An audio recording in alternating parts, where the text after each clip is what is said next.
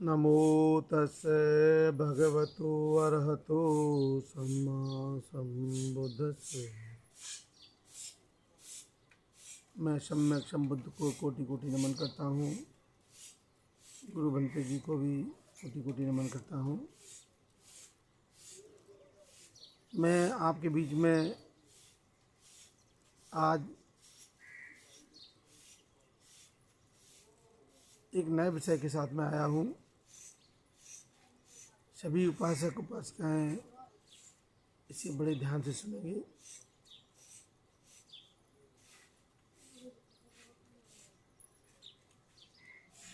और समझेंगे। जिघच्छा परमा रोगा, जिघच्छा परमा रोगा, संखारा परमा दुखा। जिघच्छा परमा रोगा, संखारा परमा दुखा।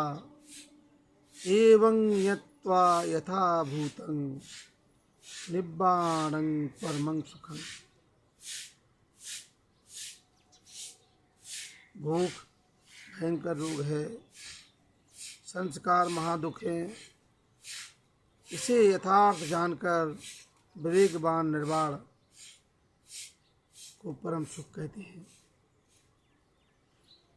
भगवान बुद्ध के जीवन में भगवान बुद्ध ने ये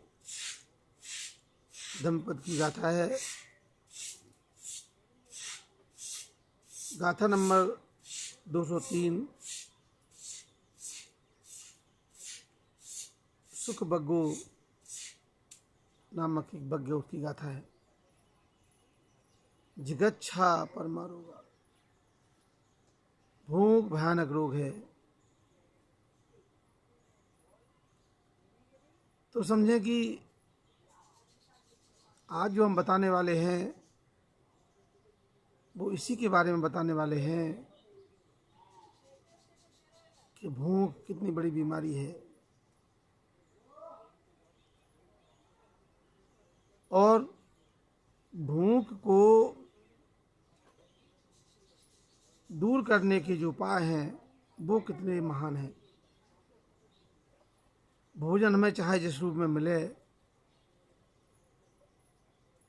लेकिन उसका फल तो मिलता ही है। हम जो भगवान बुद्ध का सावक संघ है, इसका अपना कोई ऐसा उपक्रम नहीं है कि ये भोजन का प्रबंध स्वयं कर सकता है। इसीलिए ये उपासक उपासिकाओं द्वारा दिए हुए दान, भोजन दान पर निर्भर रहता है और अपने धर्म को बांटने का काम करता रहता है। उपासक भोजन दान देते हैं, उसका अपना महत्व है। जिस प्रकार से भगवान बुद्ध अपनी तपस्या के समय अपने आप को भूखा रखा और सुजाता की खीर खा करके अपने भौतिक शरीर को, चैतसिक मन को पुनर्जीवित किया, ऐसी स्थिति पैदा हुई और यहीं से मध्यम मार्ग की शुरुआत हुई है। इसको मैं इसके पहले वाले प्रवचन में बोल चुका हूँ, परंतु ये वाला प्रवचन इस बात को लेकर के होगा कि दान का महत्व क्या है, भोजन दान का महत्व क्या है। जब आदमी के मन में कोई अच्छा विचार आता है, उपासक उपासिका के मन में कोई अच्छा विचार आता है, तो वो मन बनाते हैं कि हमें बनते जी को भोजन कराना है।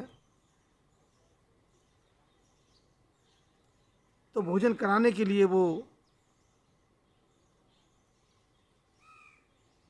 मन बना करके भिक्षु संघ को या भिक्षु को अपने घर पर आमंत्रित करते हैं।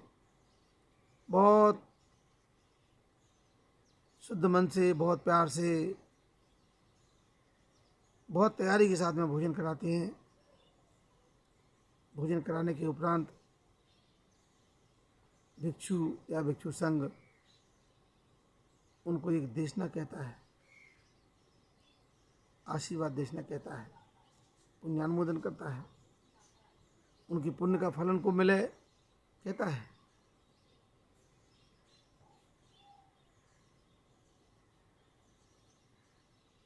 अभिवादनशीलस्य निच्चंग बुढ़ा पचायनो चत्तारो धम्मा बढ़ंती आयु वन्नो सुखंग बलंग। जो भोजन देते हैं, जो उपासक उपासिकाएं, उनको इसका फल मिलता ही है। तो 4 तरह का लाभ इसमें बताया गया है। हमेशा बुजुर्गों की सेवा करना चाहिए, अच्छी बात है। दूसरा, जब हम ऐसा करते हैं बहुत ही विनम्रता के साथ, ऐसा नहीं कि उसमें विनम्र भाव नहीं है और फिर सेवा करेंगे तो नहीं चलेगा। बहुत ही विनम्रता के साथ, बहुत ही विनय के साथ, बहुत ही मन से इस काम को जो करते हैं उनको 4 प्रकार का लाभ होता है। आयु, वन्नो, सुखंग, बलंग, ये 4 लाभ जो है वो पहुंचाते हैं। जिसको भोजन दिया जाता है उसकी देखो आयु बढ़ती है। मान लो किसी को भोजन न मिले सही तरीके से तो धीरे धीरे उसकी आयु भी कम होती चली जाती है। जितनी होना चाहिए उतनी ना हो करके उसके पहले ही वो दुनिया से विदा हो जाता है।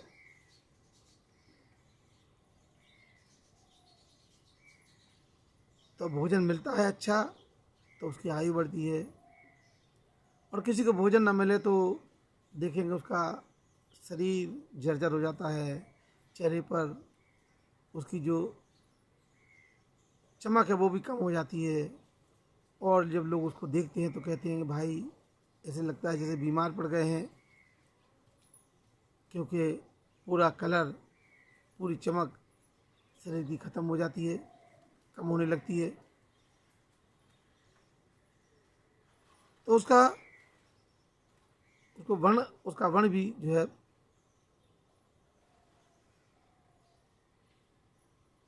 अच्छा होता है, उसकी त्वचा में चमक आती है, और जब इतना होता है तो सुख मिलता है उसको उसका। और जब ये तीनों चीज़ें मिल जाती हैं तो उसको बल भी मिलता है, ताकत मिलती है, उससे भोजन से ताकत मिलती है। इसका फल तो दान देने वाले को मिलता ही है। इसीलिए भगवान बुद्ध कहते हैं कि हमें ये सेवाएं करते रहना चाहिए।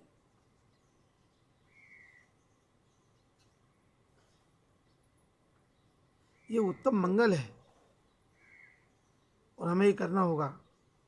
माता पितु पट्ठानंग पुत्र दारस संगहो अनाकुलाचा कम्मंता एतंग मंगल मुत्तमंग। ये उत्तम मंगल है। हमें सबके लिए ये सेवा करना है, सबकी देखरेख करना है, क्योंकि ये इसमें हमारा मंगल समाया हुआ है।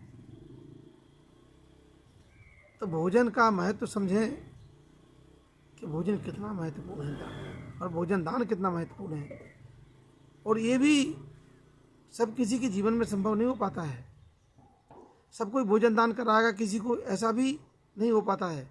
अरे किसी किसी के जीवन में ये सुखद अवसर आता है, ये पुण्य का अवसर आता है जब वो किसी को भोजन दान कराता है, और भोजन दान का फल प्राप्त करता है। हर किसी के जीवन में संभव नहीं है। आपने देखा होगा कितने उपासक हैं यहाँ, कितनी उपासिका हैं जो अपने घरों में भिक्षु को बुलाते हैं, या किसी गरीब को बुलाते हैं, या किसी असहाय को बुलाते हैं, या किसी बीमार को बुलाते हैं, या किसी बूढ़े को बुलाते हैं, या उनके वहाँ जाकर के उनकी सेवा करते हैं, या जाकर के उन्हें भोजन कराते हैं। ऐसे कितने लोग हैं, आप स्वयं समझ सकते हैं। क्योंकि आपके जीवन में जब ये अवसर आएगा तो आप समझो कि आपने अपने जीवन में बहुत बड़ा पुण्य कमाया है। इसलिए हम समझते हैं कि सबको इस पुण्य का लाभ मिलना चाहिए, सबको इस पुण्य को कमाना चाहिए। और ख़ास तौर से जब शीलवान व्यक्ति को आप देंगे इस तरह का दान, उसका अपना अलग महत्व बढ़ जाता है, उसका बहुत बड़ा महत्व बढ़ जाता है। ये बहुत महत्वपूर्ण बात जो बताई है, इसको समझते रहें, इसको जानते रहें और संभव हो तो अपने जीवन में इसका पालन करते रहें, इसको अपने जीवन में उतारते रहें। क्योंकि धर्म का सार जीवन में अपनाने से है, जीवन में अपनाने से उसका फल मिलेगा। सिर्फ समझने से काम नहीं चलेगा, उसे अपने जीवन में अपनाना भी पड़ेगा। इसलिए इसको समझते भी रहें और जीवन में अपनाते भी रहें। जहाँ संभव हो सके भोजन दान कराते रहें, इसका पुण्य लाभ लेते रहें, पुण्य लाभ लेते रहें, पुण्य लाभ लेते ही रहें। सबका मंगल हो, सबका कल्याण हो, सबकी दीर्घायु हो, सबकी स्वस्थ मुक्ति हो। साधु साधु साधु।